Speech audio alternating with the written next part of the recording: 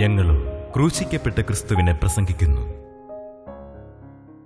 ദൈവ തിരുനാമത്തിന് മഹത്വം ഉണ്ടാകട്ടെ. കർത്താവായ യേശുക്രിസ്തുവിൻ്റെ ധന്യനാമത്തിൽ നിങ്ങൾക്കെല്ലാവർക്കും എൻ്റെ സ്നേഹവന്ദനം. നാളുകളായി നാം ചിന്തിച്ചുകൊണ്ടിരുന്ന ഒരു വേദഭാഗം തീമോത്തിയോസിന് പരിശുദ്ധനായ പൗലോസ്ലീഹ എഴുതിയ ഒന്നാമത്തെ ലേഖനം 1-ാം അധ്യായത്തിൻ്റെ 5-ാമത്തെ വാക്യമായിരുന്നു നമ്മുടെ അടിസ്ഥാന വാക്യം. ആജ്ഞയുടെ ഉദ്ദേശ്യമോ ശുദ്ധഹൃദയം, നല്ല മനസാക്ഷി, നിർവ്യാജ വിശ്വാസം എന്നിവയാൽ ഉളവാകുന്ന സ്നേഹം തന്നെ. ശുദ്ധഹൃദയം, നല്ല മനസാക്ഷി, നിർവ്യാജ വിശ്വാസം ഇവയാൽ ഉളവാകുന്ന സ്നേഹം തന്നെ. സ്നേഹം ഉളവാകുന്നത് ദൈവത്തോട് ഒരു മനുഷ്യൻ്റെ ഹൃദയത്തിൽ സ്നേഹം അങ്കുരിക്കുന്നത് അവനിൽ വിശ്വാസമുള്ളപ്പോഴാണ്, അവൻ വിശ്വാസിയായി തീരുമ്പോഴാണ്. ദൈവത്തോട് സ്നേഹം വരണമെങ്കിൽ വിശ്വാസം വേണം. കേവലം ഒരു വിശ്വാസമല്ല, അത് അപ്പോസ്തലൻ ഇവിടെ അതൊരു വിശേഷണം കൂടി ചേർക്കുന്നുണ്ട്. അത് നിർവ്യാജമായിരിക്കണം. നിർവ്യാജ വിശ്വാസം, വ്യാജമില്ലാത്ത വിശ്വാസം, തനിമയുള്ള വിശ്വാസം, ആർഡൻറ്റ് ഫെയ്ത്ത്, ഹൃദയപൂർവമുള്ള ഒരു വിശ്വാസം. സാഹചര്യങ്ങൾക്കനുസരിച്ചോ അല്ലെങ്കിൽ ഭാഷകൾക്കനുസരിച്ചോ അല്ലെങ്കിൽ സ്ഥലകാല ഭേദങ്ങൾക്കനുസരിച്ചോ മാറിപ്പോകുന്നതല്ല വിശ്വാസം. രോഗം വരുമ്പോൾ മാറിപ്പോകുന്നതല്ല വിശ്വാസം. അല്ലെങ്കിൽ ലോകത്തിലെ അനേകം സുഖ സൗകര്യങ്ങൾ നാം അനുഭവിക്കുമ്പോൾ, എല്ലാം തികഞ്ഞു തോന്നുമ്പോൾ മാറിപ്പോകുന്നതല്ല വിശ്വാസം. നിർവ്യാജ വിശ്വാസം, യേശുക്രിസ്തു എന്ന അത്ഭുത പുരുഷനിലുള്ള നിർവ്യാജമായ വിശ്വാസം, അതിനെക്കുറിച്ചാണ് നാം ഇപ്പോൾ ചിന്തിച്ചുകൊണ്ടിരിക്കുന്നത്. 1 തീമോത്തിയോസ് 1:18 മുതലുള്ള വാക്യങ്ങൾ. മകനെ തിമോത്തിയോസേ, നിന്നെക്കുറിച്ച് മുമ്പുണ്ടായ പ്രവചനങ്ങൾക്കൊത്തവണ്ണം ഞാൻ ഈ ആജ്ഞ നിനക്ക് ഏൽപ്പിക്കുന്നു. നീ വിശ്വാസവും നല്ല മനസാക്ഷിയുമുള്ളവനായി അവയെ അനുസരിച്ച് നല്ല യുദ്ധസേവ ചെയ്യുക. ചിലർ നല്ല മനസാക്ഷി തള്ളിക്കളഞ്ഞിട്ട് അവരുടെ വിശ്വാസക്കപ്പൽ തകർന്നുപോയി. ഹുമനയോസും അലക്സന്തരും ഈ കൂട്ടത്തിലുള്ളവരാകുന്നു.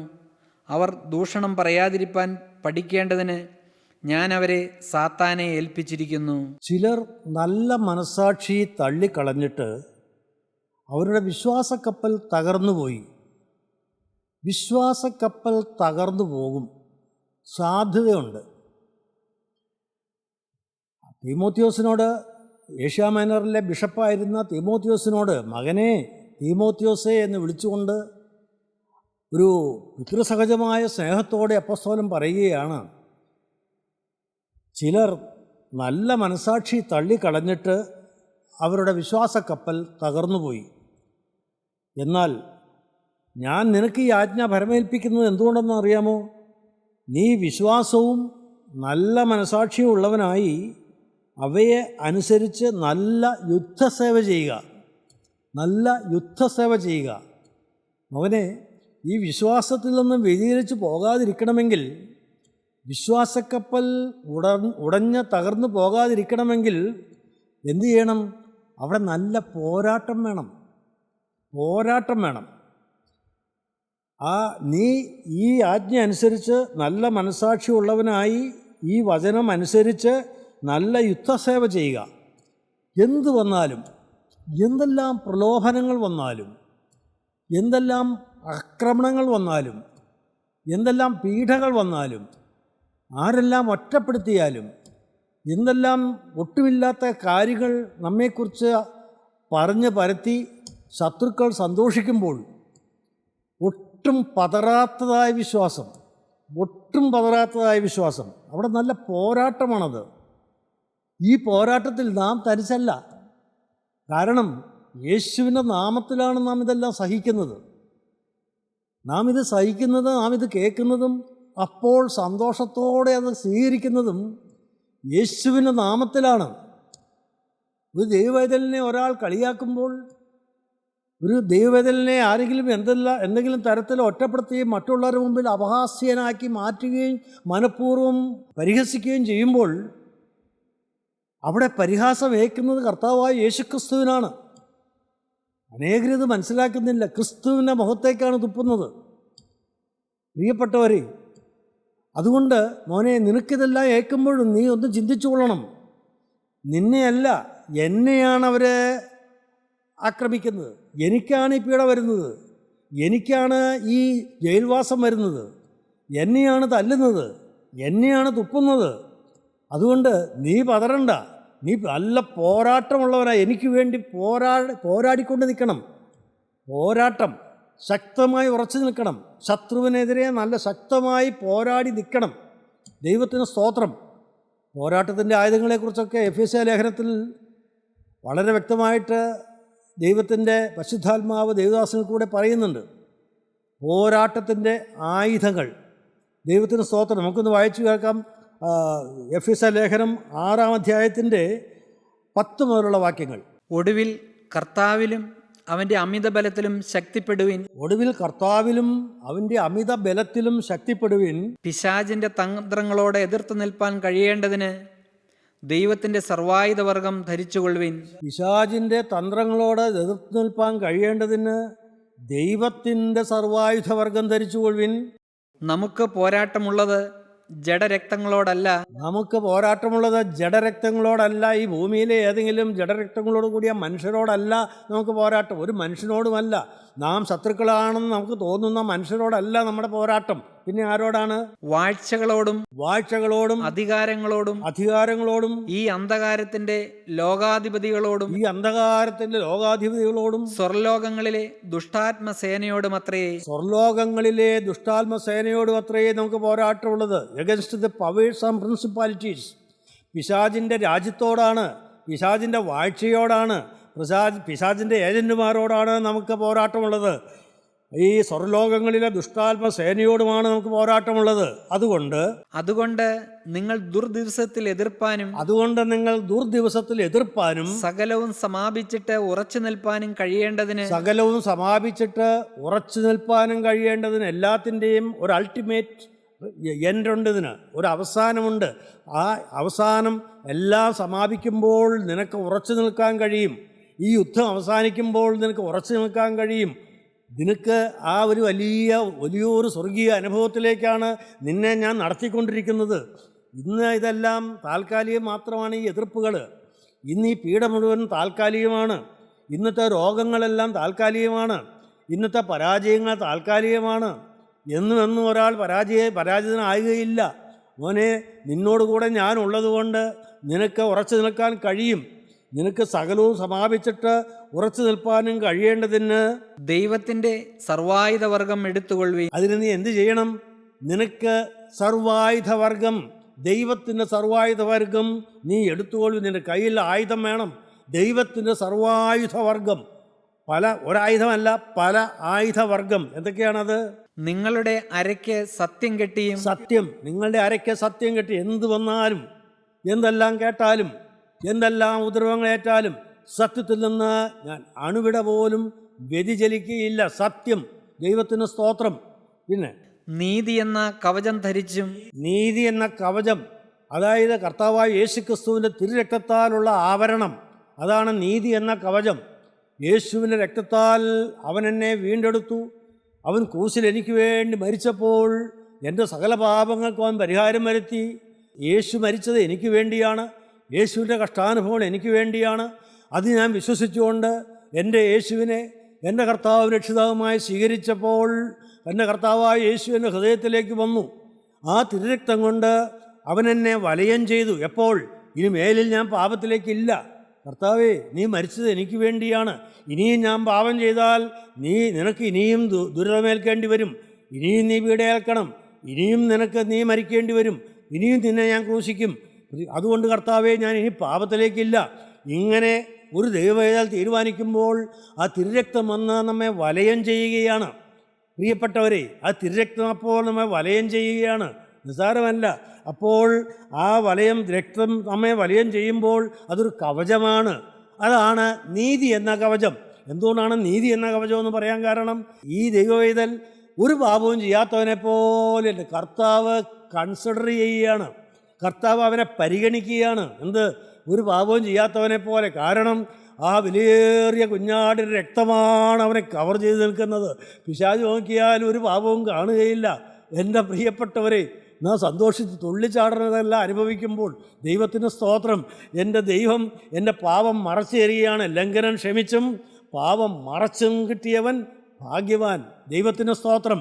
യഹോവ അകൃത്യം കണക്കിടാതെയും ആത്മാവിൽ കപടമില്ലാതെയും ഇരിക്കുന്ന മനുഷ്യൻ ഭാഗ്യവാൻ. ദൈവത്തിന് സ്തോത്രം.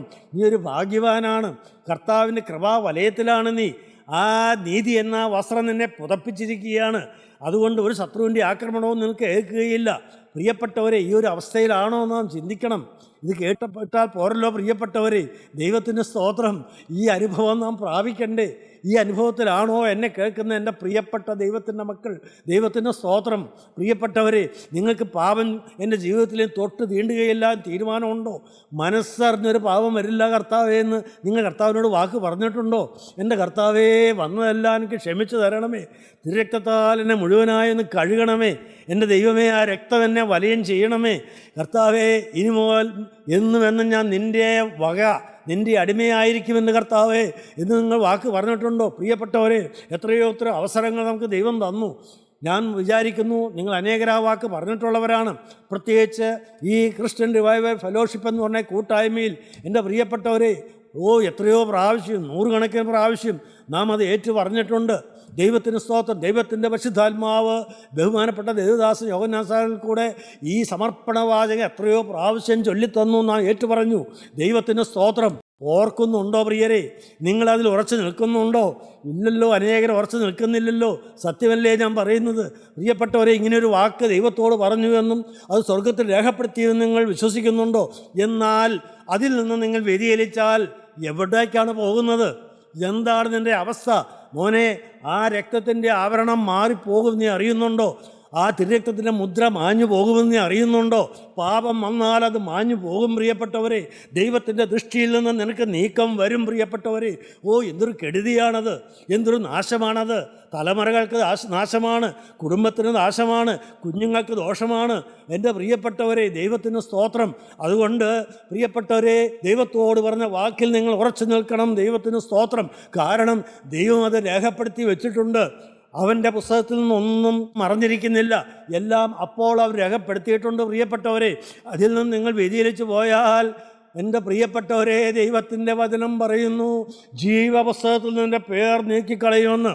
പുറപ്പാട് പുസ്തകത്തിൽ വായിക്കുന്നു, ഞാൻ അതിലേക്ക് കടക്കുന്നില്ല.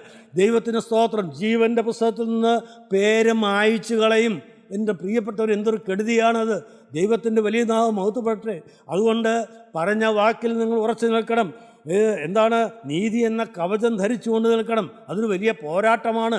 ആ നീതി എന്ന കവചം, യേശുവിൻ്റെ രക്തത്താലുള്ള നീതീകരണം, സൗജന്യമായ നീതീകരണം, അത് അനുഭവിച്ചുകൊണ്ട് നിന്നാൽ പിശാചിന് നമ്മെ തൊടാൻ ഒക്കുകയില്ല പ്രിയപ്പെട്ടവരെ. ദൈവത്തിന് സ്തോത്രം.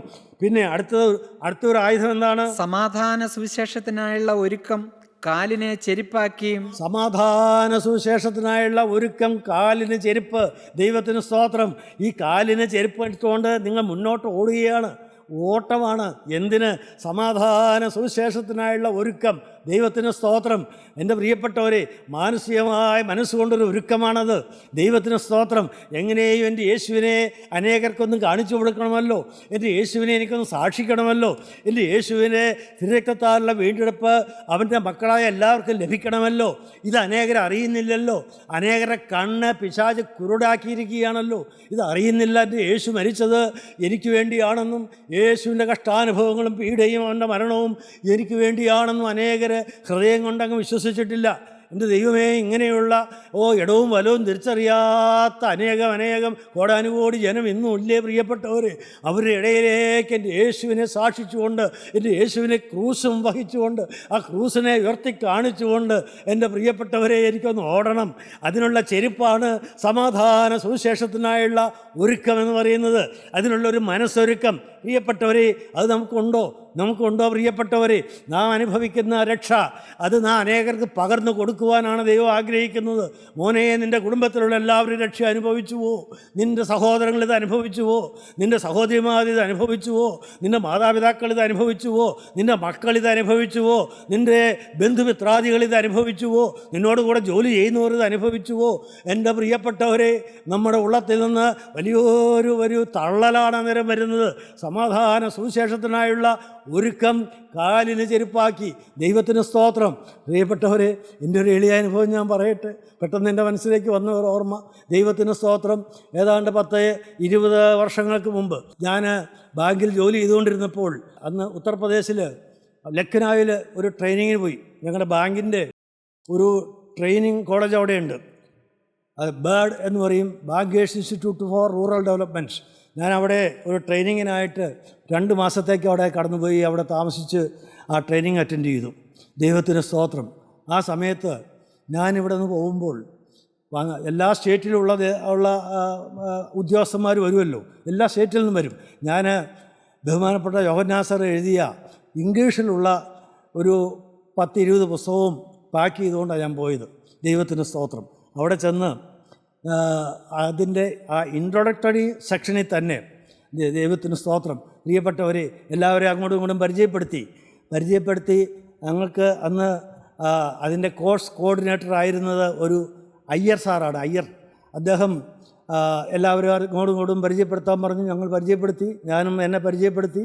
അതിനുശേഷം ഒരു ഐസ് ബ്രേക്കിംഗ് സെഷൻ എന്ന് പറയും. എന്ന് വെച്ചാൽ പരസ്പരം എല്ലാവർക്കും ഒന്ന് മനസ്സിലെ ആ ടെൻഷനൊക്കെ ഒന്ന് ഒഴിവാക്കി എല്ലാവരും ഒന്ന് ഫ്രീ ആകാൻ വേണ്ടി, മാനസികമായൊരു അയഞ്ഞ അവസ്ഥ വരാൻ വേണ്ടി അങ്ങനെ ഒരു സെഷനുണ്ട്. എല്ലാ ട്രെയിനിങ്ങിനും ഉള്ളതാണ്. പ്രിയപ്പെട്ടവരെ, അദ്ദേഹം പറഞ്ഞു, നിങ്ങൾക്ക് എന്ത് വേണമെങ്കിലും ഈ സമയത്ത് നിങ്ങൾക്ക് ഇവിടെ പറയാം, പാട്ട് പാടാം, നിങ്ങളുടെ എന്തെങ്കിലും കാര്യങ്ങൾ തുറന്ന് പറയാം എന്ന് അദ്ദേഹം പറയുകയുണ്ടായി. ഞാനപ്പോൾ എനിക്ക് തോന്നിയത് ഒരു പാട്ട് പാടാനാണ്, മലയാളത്തിൽ തന്നെ. ദൈവത്തിന് സ്തോത്രം. ഞാൻ നല്ല മനോഹരമായൊരു പാട്ട് എൻ്റെ മനസ്സിൽ പെട്ടെന്ന് വന്നത് ഞാൻ അന്നേരം പാടി. എന്താണെന്നറിയാമോ? എൻ രക്ഷക എൻ ദൈവമേ, നിന്നിലായ നാൾ ഭാഗ്യമോ. ദൈവത്തിന് സ്തോത്രം. എൻ രക്ഷക എൻ ദൈവമേ, നിന്നിലായ നാൾ ഭാഗ്യമേ, എന്നുള്ളത്തിൻ സന്തോഷത്തെ എന്നും ഞാൻ തെച്ചിടട്ടെ. ഭാഗ്യനാൾ യേശു എൻ പാപം തീർത്ത നാൾ. ഭാഗ്യനാൾ യേശു എൻ പാപം തീർത്ത നാൾ. കാത്തു പ്രാർത്ഥിക്കാറാക്കിതാൻ, ആർത്തു ഘോഷിക്കാറാക്കിതാൻ. ഭാഗ്യനാൾ യേശു എൻ പാപം തീർത്ത നാൾ. ദൈവത്തിന് സ്തോത്രം. പ്രിയപ്പെട്ടവരെ, പിന്നീട് ഞാൻ 2 സാൻസോട് പാടി. ഞാൻ അത് പാട്ട് പാടി കഴിഞ്ഞപ്പോൾ ആ കോഴ്സ് കോർഡിനേറ്റർ അയ്യർ സാറ്, അദ്ദേഹം ഒരു ക്രിസ്ത്യാനിയല്ല, അയ്യർ. അദ്ദേഹം ആ സെഷൻ അവിടെ ഇരുന്ന എല്ലാ ഉദ്യോഗസ്ഥരോടുമായി പറഞ്ഞു, today I am also fortunate to hear a beautiful Christian song in my vernacular. ഇന്ന് ഞാനും ഭാഗ്യവാനാണ്. പ്രിയപ്പെട്ട ബത്തായി പാടിയത് അദ്ദേഹം ഒരു ഭാഗ്യവാനാണെന്നാണ്. യേശു അദ്ദേഹത്തിൻ്റെ പാപം തീർത്തു, യേശുവിനെ അദ്ദേഹം സ്വീകരിച്ചു, അദ്ദേഹത്തിൻ്റെ ശബ്ദത്തെ സ്വീകരിച്ചു, അദ്ദേഹത്തിൻ്റെ നാദം, അദ്ദേഹത്തിൻ്റെ വചനം സ്വീകരിച്ചപ്പോൾ ഭാഗ്യവാനായി എന്നാണ് പറഞ്ഞത്. അദ്ദേഹം അർത്ഥം പറഞ്ഞു കൊടുക്കുകയാണ് അവർക്ക്. മലയാളത്തിൽ ഞാൻ പാടിയതിൻ്റെ അർത്ഥം അദ്ദേഹം പറഞ്ഞു. ഞാൻ അത്ഭുതപ്പെട്ടു പോയി. അവിടെ ഒരു മലയാളിയാണ് അദ്ദേഹം, ഞാൻ അറിഞ്ഞില്ല. പ്രിയപ്പെട്ടവരെ, അദ്ദേഹം പറഞ്ഞു, എൻ്റെ മാതൃഭാഷയിൽ തന്നെ ഒരു മനോഹരമായ ക്രിസ്തീയഗാനം കേൾക്കാൻ സാധിച്ചതിൽ ഞാനും ഭാഗ്യവാനാണെന്ന്. ദൈവത്തിന് സ്തോത്രം. ഞാൻ എൻ്റെ ദൈവത്തെ സ്തുതിച്ചു. അവർക്കെല്ലാം അതിൻ്റെ അർത്ഥം അദ്ദേഹം പറഞ്ഞു കൊടുക്കുകയായിരുന്നു. തുടർന്ന് പ്രിയപ്പെട്ടവരെ, അനേകർ ആ ഉദ്യോഗസ്ഥർ പല സ്റ്റേറ്റുകളിൽ നിന്നുള്ളവർ, ഹരിയാനയിൽ നിന്നും, പഞ്ചാബിൽ നിന്നും, മഹാരാഷ്ട്രയിൽ നിന്നും, സൗത്ത് ഇന്ത്യൻ സ്റ്റേറ്റുകളിൽ നിന്നും എല്ലാം വന്നിട്ടുള്ള ആൾക്കാർ ഓരോരുത്തർ എൻ്റെ അടുത്ത് എൻ്റെ അനുഭവങ്ങൾ ഷെയർ ചെയ്യാൻ എൻ്റെ അടുത്തേക്ക് വന്നു. എന്താണ് ഇതിൻ്റെ അനുഭവത്തിൻ്റെ അടിസ്ഥാനം? പ്രിയപ്പെട്ട, ഞാൻ കർത്താവായ യേശു ക്രിസ്തുവിനെക്കുറിച്ചും ക്രിസ്തു എനിക്ക് തന്നതായ അനുഭവങ്ങളെക്കുറിച്ചും ക്രിസ്തു എനിക്ക് തന്ന സമാധാനത്തെക്കുറിച്ചും എൻ്റെ ജീവിതം മുഴുവനായി യേശു ഏറ്റെടുത്തപ്പോൾ എനിക്ക് കിട്ടിയതായ ആ ഐശ്വര്യവും സമാധാനവും എല്ലാം ഞാൻ പറഞ്ഞു കൊടുത്തു. ഒരു സ്വർഗീയ സമാധാനം ഞാൻ അനുഭവിക്കുന്നത് പറഞ്ഞു കൊടുത്തു. പ്രിയപ്പെട്ടവരെ, അവർക്കും ആഗ്രഹം. ഞാൻ പറഞ്ഞു, ഞാൻ നിങ്ങൾക്കൊരു പുസ്തകം തരാം. അങ്ങനെ എൻ്റെ അടുത്ത് വന്ന എല്ലാവർക്കും ഞാൻ കൊണ്ടുപോയ പുസ്തകങ്ങൾ, പ്രിയപ്പെട്ടവരെ, ഒരു 15 പുസ്തകം അന്ന് തന്നെ ഉദ്യോഗസ്ഥർക്കെല്ലാമായിട്ട് കൊടുക്കാൻ ദൈവം എനിക്ക് കൃപ തന്നു. കാരണം എൻ്റെ ഉള്ളിൽ ഒരു തള്ളൽ. കാരണം ഇവരെല്ലാം യേശുവിനെ അറിയണം. പ്രിയപ്പെട്ടവരെ, ഇവരെല്ലാം കർത്താവിനെ അനുഭവിക്കണം. യേശുക്രിസ്തു ആരാണെന്ന് അറിയണം. അവരൊന്നും അറിഞ്ഞിട്ടില്ല, ആർക്കും അറിയില്ല. ഞാൻ ഒരു പുസ്തകത്തിൻ്റെ കവർ പേജിൽ ബഹുമാനപ്പെട്ട യോഹന്നാൻ സാറിൻ്റെ പടമുണ്ടായിരുന്നു, ഫോട്ടോ ഉണ്ട്. എല്ലാ പുസ്തകത്തിൻ്റെ ഒരു ബാക്കി വശത്ത് ഒരു ഫോട്ടോ വയ്ക്കും. പ്രിയപ്പെട്ടവരെ, ദൈവത്തിന് സ്തോത്രം. അപ്പോൾ ഹരിയാനയിൽ നിന്നുള്ളൊരു ഉദ്യോഗസ്ഥൻ എന്നോട് ചോദിച്ചു, ഏത്തോ ഈസുഹേ, ഇതാണോ യേശു എന്ന്? പ്രിയപ്പെട്ടവർ, ഞാൻ പറഞ്ഞു, നോ നെവർ. ഞാൻ പറഞ്ഞു, അത് യേശുവിൻ്റെ പ്രസംഗിക്കുന്നതായ ഒരു പ്രവാചകനാണെന്ന് ഞാൻ പറഞ്ഞു. പ്രിയപ്പെട്ടവർ, ദൈവത്തിൻ്റെ സ്തോത്രം. അങ്ങനെ എൻ്റെ കർത്താവിനെക്കുറിച്ച് സാക്ഷിക്കുവാൻ എനിക്ക് അവിടെ ഒരു അവസരം കിട്ടി. ആ കോഴ്സ് കോർഡിനേറ്ററായ അയ്യർ സാറിൻ്റെ വീട്ടിൽ ഞാൻ പോയി അദ്ദേഹത്തിനും 2 പുസ്തകങ്ങൾ കൊടുത്തു. ദൈവത്തിന് സ്തോത്രം. ഞാൻ തിരിച്ചു വന്നപ്പോൾ ബഹുമാനപ്പെട്ട യോഹന്നാൻ സാർ പറഞ്ഞു, ഒരു 10 പുസ്തകം അങ്ങോട്ട് അയച്ചു കൊടുക്കണം സാറിന്. അയ്യർ സാറിന് ഒരു 10 പുസ്തകം അയച്ചു കൊടുക്കാൻ പറഞ്ഞു. ഞാനിവിടെ വന്ന് 10 ഇംഗ്ലീഷ് പുസ്തകം, അദ്ദേഹത്തിന് മലയാളം അറിയാം, എന്നാൽ ഇംഗ്ലീഷ് പുസ്തകം ഞാൻ അദ്ദേഹത്തിന് പാഴ്സലായിട്ട് അയച്ചു കൊടുത്തു. ഞാനിത് സന്ദർഭവശാൽ ഓർത്തത്, എൻ്റെ യേശുവിനെ, പ്രിയപ്പെട്ടവരെ, എങ്ങനെ എൻ്റെ യേശുവിനെ ഒന്ന് ഉയർത്താം. യേശുവിൻ്റെ ക്രൂശ് മരണം, അവൻ്റെ മരണം എനിക്ക് വേണ്ടിയാണ് എൻ്റെ യേശു ക്രൂശ് മരിച്ചതെന്നും ആ രക്തം ചെയ്ത് എനിക്ക് വേണ്ടിയാണെന്നും ഈ ലോകം അറിയണം. ദൈവത്തിന് സ്തോത്രം. പ്രിയപ്പെട്ടവരെ, അതിനു വേണ്ടിയാണല്ലോ അനേകം രക്തസാക്ഷികളാകുന്നത്. ലോകത്തിന് നാനാഭാഗങ്ങൾ വേണ്ട, ഇന്ത്യയിൽ തന്നെ പ്രിയപ്പെട്ടവർ എത്രയോ പേര് യേശുവിൻ്റെ നാമത്തിൽ രക്തസാക്ഷികളാകുന്നു ഇപ്പോഴും. ദൈവത്തിന് സ്തോത്രം. പ്രിയപ്പെട്ടവരെ, നാം ഇതെല്ലാം വളരെ വളരെ കാഷ്വലായിട്ട് വളരെ ലാഘവത്തോടെ കേട്ടുവിടുന്ന കാര്യങ്ങളാണ്. എന്നാൽ എൻ്റെ പ്രിയ സഹോദര, നിൻ്റെ ഉള്ളിൽ യേശുവിനെക്കുറിച്ച്, യേശുവിനോട് സ്നേഹമുണ്ടോ? നിനക്കൊരു നിർവ്യാജമായ വിശ്വാസമുണ്ടോ? മോനെ, യേശു നിനക്ക് വേണ്ടിയാണ് മരിച്ചതെന്ന് നീ അറിയുന്നുണ്ടോ? ലോകസ്ഥാപനത്തിന് മുമ്പേ അവൻ നിന്നെ കണ്ടതാണെന്ന് നീ അറിയുന്നുണ്ടോ? ദൈവത്തിന് സ്തോത്രം. എൻ്റെ പ്രിയപ്പെട്ടവരെ, അറിയണം. പ്രിയപ്പെട്ടവരെ, എൻ്റെ യേശു എന്നെ അറിയുന്നു, എൻ്റെ യേശു എന്നെ നല്ലവണ്ണം അറിയുന്നു. യിരെമ്യാ പ്രവാചകനോട് ദൈവത്തിൻ്റെ ആത്മാവ് പറഞ്ഞു. എന്താണ് പറഞ്ഞത്? പ്രവാചകൻ്റെ വെളിപ്പെട്ട് കിട്ടിയതായ സ്വർഗീയ വചനം എന്താണ്? 1-ാം അധ്യായത്തിൽ തന്നെ നാം അത് വായിക്കും. യിരെമ്യാ പ്രവാചകനോട്, ഞാൻ നിന്നെ ഗർഭത്തിൽ ഉരുവാക്കിയതിനു മുമ്പേ ഞാൻ നിന്നെ അറിഞ്ഞു, അമ്മയുടെ ഉദരത്തിൽ കിടക്കുമ്പോൾ തന്നെ ഞാൻ നിന്നെ ശുദ്ധീകരിച്ചു.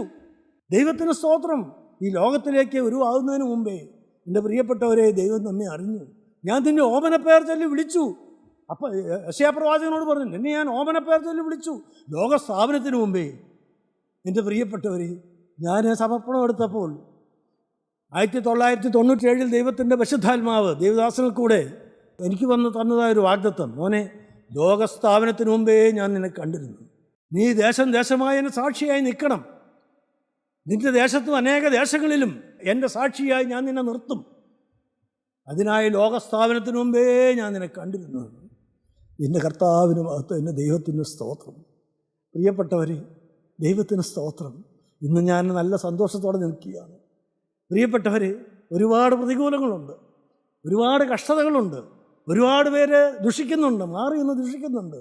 പ്രിയപ്പെട്ടവരെ, ദൈവത്തിന് സ്തോത്രം. പക്ഷേ എൻ്റെ ഉള്ളം എൻ്റെ യേശുവിനെ തുള്ളിച്ചാടുകയാണ്. യേശുവിൻ്റെ കാര്യം ഓർക്കും, യേശുവിൻ്റെ സാന്നിധ്യം അനുഭവിക്കുമ്പോൾ, തിരുമുഖത്തേക്ക് നോക്കുമ്പോൾ, എൻ്റെ ദൈവമേ, സ്നേഹാർദ്രമായി നോക്കുന്നത് കാണുമ്പോൾ, ഞാൻ വലിയ കെടുതിയിലായി വലിയ രോഗത്തിലോ പ്രയാസത്തിലോ അല്ലെങ്കിൽ കുഞ്ഞുങ്ങളുടെ കാര്യമൊക്കെ ആയിട്ടിരുന്ന് കരയുമ്പോൾ, ആ തിരുസന്നിധിയിൽ മുട്ടുമടക്കുമ്പോൾ അവൻ എന്നെ സ്നേഹാർദ്രമായി നോക്കുന്നത് കാണുമ്പോൾ സകല ഭാരവും അപ്പോൾ തന്നെ വാർന്നൊഴുകിപ്പോവും. പ്രിയപ്പെട്ടവർ, ദൈവത്തിന് സ്തോത്രം. എൻ്റെ യേശു എത്ര നല്ലവൻ, എൻ്റെ യേശു എത്ര നല്ലവൻ. പ്രിയപ്പെട്ടവർ, ദൈവത്തിന് സ്തോത്രം. നിങ്ങൾ അനുഭവിക്കണമെന്ന് ഞാൻ പറയും.